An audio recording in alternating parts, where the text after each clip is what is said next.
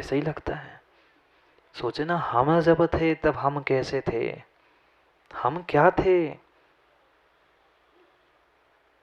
हम जब पिता बने तब हमें समझ में आया कि क्या होता है।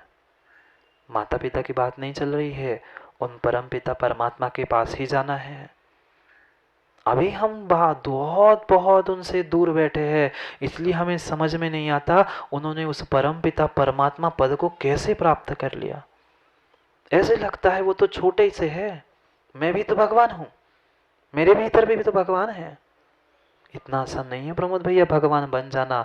भगवान आत्मा होना और भगवान बनना, इसमें बहुत अंतर है। 7-14 राजू का अंतर है। भगवान आत्मा तो हो, माँ भगवान आत्मा तो हो, पर भगवान बने नहीं हो। पिता बन सकते हो, माँ बन सकते हो, पर माँ बने नहीं हो, पिता बने नहीं हो। जब बनोगे विनय पंडित जी, तब पता चलेगा। बताता हूं ना, अभी ऐसे ऐसे कर रहे बहुत सारे लोग। हाँ, देखते हैं नीरज भैया कौन ऐसे चलता है और कौन ऐसे ऐसे करता है, सब देखते हैं। इतनी जल्दी नहीं जा रहा मैं, वाशिम से चला ही जाऊं, हृदय से नहीं जा पाऊंगा।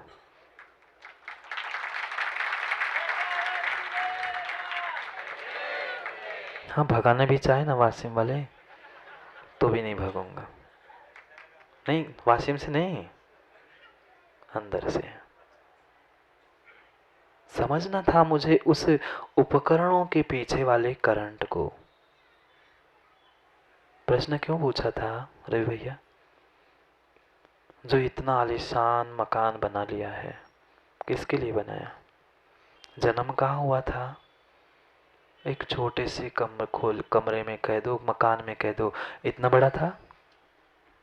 कह दो ना, क्यों शर्मा रहे हैं? चोर चोर मौसेरे भाई सभी एक से बैठे, कोई दूध का धुला नहीं बैठा यहाँ पर। ऐसे घबरा रहे कि मैंने ही अकेले ने पाप किया, सब ऐसे ही बैठे तभी तो नीचे बैठे।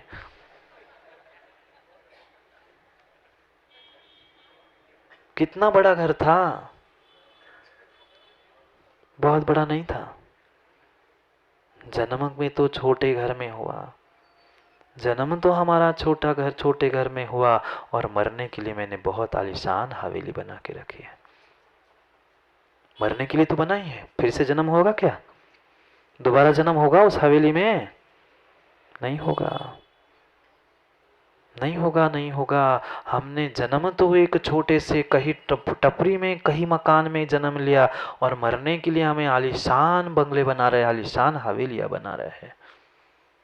दोबारा उसमें जन्म नहीं होने वाला, मरण ही होगा। मरने के बाद कुणाल से पूछ लेना, कौन से कोने में घर के गाड़ लोगे मुझे, कि छत में जलाओगे? क्यों जीतू भैया? पूछ लेना अक्षय से, कहाँ गाड़ोगे, कहाँ जमाल जलाओगे? 1 घंटा भी नहीं रखेंगे, चलो जल्दी के जला के आ जाते हैं पिता को। किस में राग कर रहे हैं? किसके लिए हम एक एक धन इकट्ठा करके उस अपने धर्म ध्यान से विचलित हो रहे हैं? भूलना मत, भूलना मत, कहाँ से मैंने यात्रा प्रारंभ की थी। यात्रा तो मेरी 8 से 8 तक स्वयं से स्वयंभू की चल रही है, पर मैं स्वयं क्या था, आज कहाँ पर पहुंचा हूं, उसका ध्यान अवश्य करते रहना, अवश्य करते रहना। जिस दिन बोध हो जाएगा मैं कौन था, मैं कौन बनने वाला हूं और आज कौन हूं, तभी तुम्हारी क्रिया में सम्यक प्रत्यय जुड़ पाएगा, तभी सम्यक प्रत्यय जुड़ पाएगा। नहीं तो पुनः दीर्घ संसार, पुनः दीर्घ संसार ही होता रहेगा। देह संसारम सम विना दीह संसारम, उस सम्यक्त के बिना तुम्हारा दीर्घ दीर्घ दीर्घ संसार है। मत तोड़ने देना किसी का विश्वास, मत छल करना किसी के साथ, मत छल करना किसी के साथ। पहली चीज तो किसी का विश्वास प्राप्त मत करो, और किया है तो उसको धोखा मत दो। धोखा देने का डर नहीं लगता, धोखा देने का डर नहीं लगता, पर यह पता चल जाता है तूने अपना विश्वास तोड़ दिया है। चाहे नौकर क्यों ना हो, चाहे बड़ा आदमी क्या क्यों ना हो, पर किसी का विश्वास नहीं तोड़ना। एक बालक था, फटी चड्डी और फटी बनियान में घूम रहा था। उसकी स्थिति, उसकी हालत ऐसी थी कि लगता था कि देखकर 8-10 दिन से बेचारे ने कुछ खाया नहीं है। सोच रहा था, और उतने में एक सेठ जी सामने से मिले और उस सेठ जी को देखकर उस पर दया आ गई। किसको देखकर? उस बालक को, जो उस फटी चड्डी और बनियान के भेष में था। सेठ जी ने देख लिया कि बेटा चल, तू मेरे यहाँ नौकरी कर ले, कुछ पैसे कमा के खा लेना। उसको भी ज़रूरत थी, वह भी चला गया। काम करता रहा, काम करता रहा। दिन बीतते गए, दिन बीतते गए। बहुत बहुत बड़ा आदमी हो गया। नौकर ही था, पर वह दिन था जब उसके शरीर पर पूरे वस्त्र भी नहीं थे। जो चड्डी बनियान थी वह भी फटी थी। सेठ जी मिल गए, पुण्य का उदय आ गया। पैसे कमाते कमाते वह पहले झाड़ू पोंछा करता था। एक दिन सेठ जी ने देख लिया कि झाड़ू लगाते लगाते एक कागज पड़ा था। उसने उसे उठाकर खोल कर देख लिया। सेठ जी ने पूछा, क्यों तुम पढ़े लिखे भी हो? हाँ, पढ़ा लिखा भी हूँ। क्या पढ़े लिखे हो? हिसाब करना जानते हो? हाँ सेठ जी, बना लूंगा हिसाब। वह हिसाब करने लग गया, मुनीम बन गया। मुनीम बन गया। वह सेठ जी के भी दिन दुगनी रात चौगनी उन्नति हो गई। एक मुनीम की जगह 2, 3, 4 मुनीम उसके हो गए। फिर ईर्ष्या किसे नहीं होती? ईर्ष्या किसे नहीं होती? ईर्ष्या किसने छोड़ी माँ? छूटी क्या? नहीं छूट पाई। हमारे पास कमी कुछ नहीं है, किसी भी बात की कमी नहीं है, पर दूसरों को देखकर हम तुरंत उस ईर्ष्या में जलने लग जाते हैं। उसके पास क्यों? उसके पास क्यों? उन 3 मुनिम ने देख लिया कि सेठ जी उस पर ज्यादा विश्वास करते हैं, हर विश्वास का काम उससे ही करवाते हैं। फिर उन्होंने सेठ जी के कान भरना प्रारंभ कर लिए। सेठ जी के कान भरना प्रारंभ कर लिए। सेठ जी ये पैसे चुराता है, ये ऐसे करता है, ये हिसाब में गड़बड़ कर देता है। और सेठ जी तो सेठ जी, बड़ा आदमी तो बन जाना, बड़ा आदमी तो बन जाना, पर जितना बड़ा बनो उतने कान के भी पक्के बन जाना। जितना बड़ा बनो उतने हृदय के सच्चे और कान के पक्के भी बन जाना, क्योंकि आदमी तो सुनाने वाले मिलेंगे ही, अवश्य मिलेंगे आदमी सुनाने वाले, पर हमें सुनकर निर्णय करना है कि सच्चाई क्या है। कान भर दिए। उस सेठ जी ने भी सोच लिया, अब मैं देखता हूँ। वह जहाँ रहता था, जिस कमरे में रहता था, उस कमरे में एक छोटी सी पेटी थी, ट्रंक थी, पुराने जमाने में आती थी ना, स्टील की, वह बना के रखी थी। वह जब भी निकलता था उस ट्रंक को, उस पेटी को खोल कर देखता था, फिर दुकान जाता था, दुकान से आता था, काम करके आता था, पुनः उस ट्रंक को, पेटी को खोल कर देखता था। बाकी मुनीम ने वॉच रख दिया कि ये आता है और तुरंत पहले वह पेटी को खोलता है, पक्के में कुछ चुरा के वहां छुपाता है। सेठ जी को समझा दिया। सेठ जी ने पूछा, भाई बोल, मैं तो तेरे ऊपर इतना विश्वास करता हूं, तूने ये क्या किया? तू क्या करता है? सेठ जी मैं कुछ नहीं करता। नहीं, तुम्हें बताना होगा, मैंने तुम्हें इतना स्थान दिया, तुम बताओ क्या करते? बताया, पर वह उसने बताना नहीं था। 3 जो कान में लगे थे उनने कहा, नहीं सेठ जी, आप उसके घर में जाकर देख लो, उसने सब धन संपत्ति आपकी रखी है।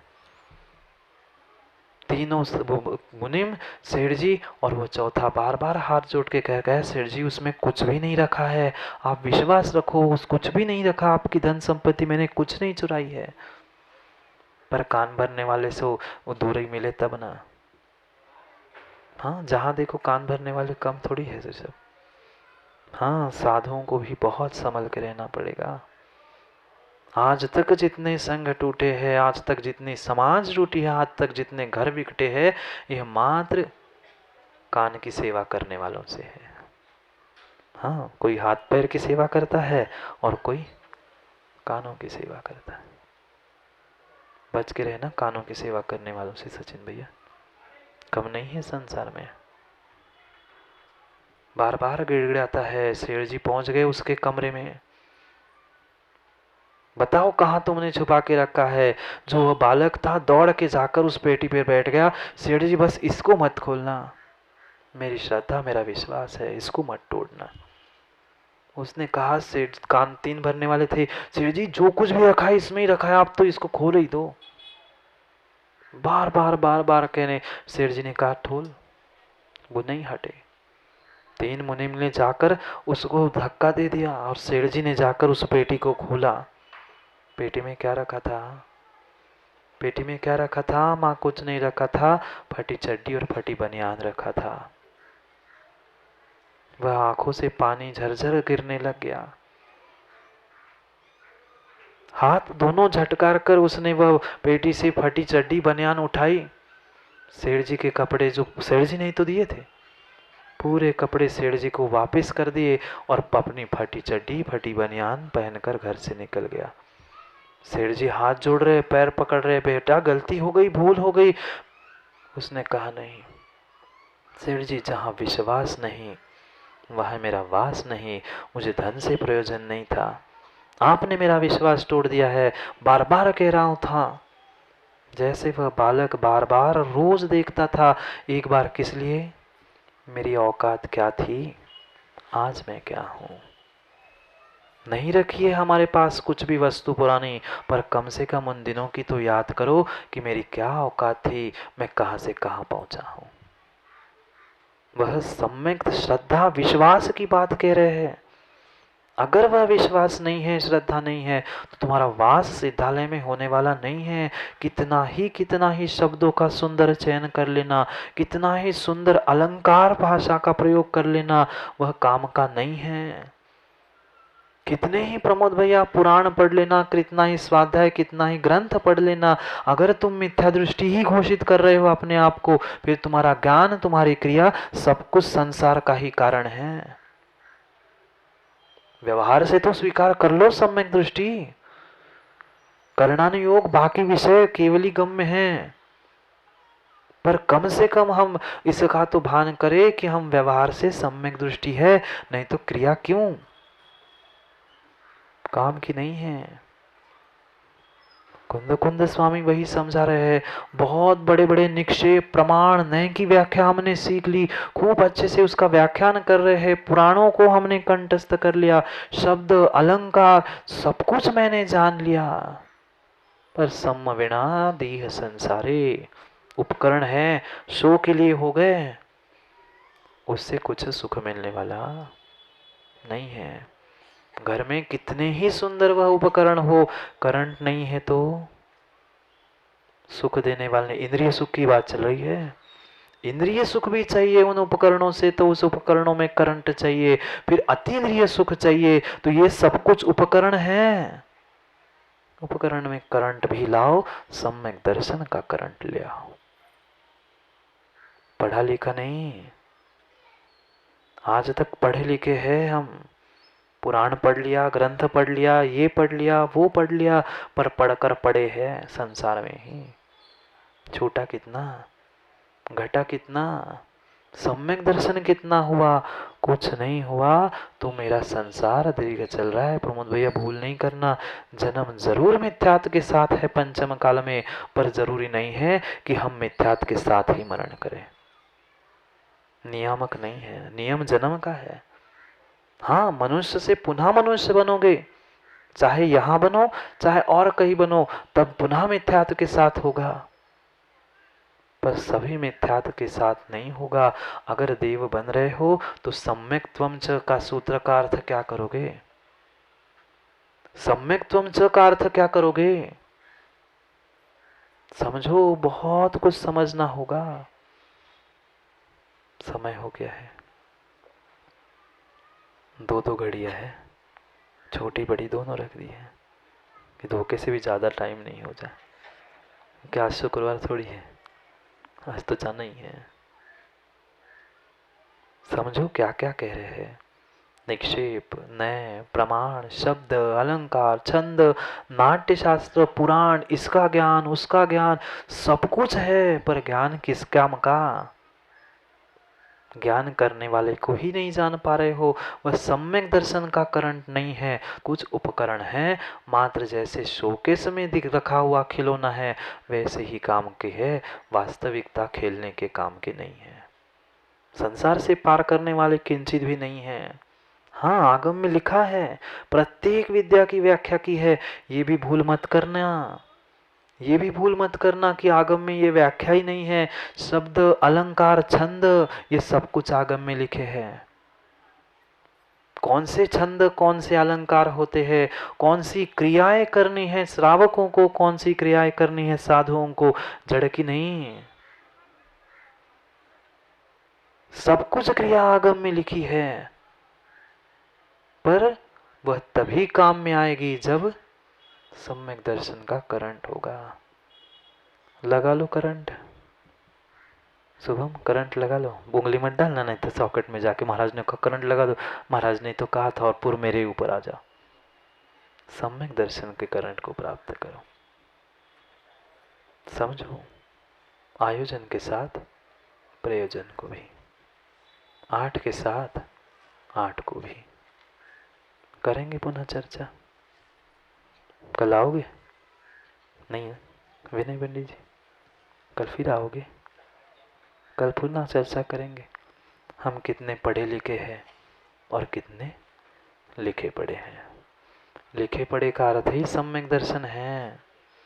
पढ़े लिखे मतलब पढ़ा हमने जो, वही लिख दिया और वही हम अच्छा मान रहे हैं, पर जो आचार्यों ने लिखा है, जो जिनवाणी में लिखा है, उसे पढ़ना सीखो, उसे करना सीखो और तुम भी बढ़ना सीखो।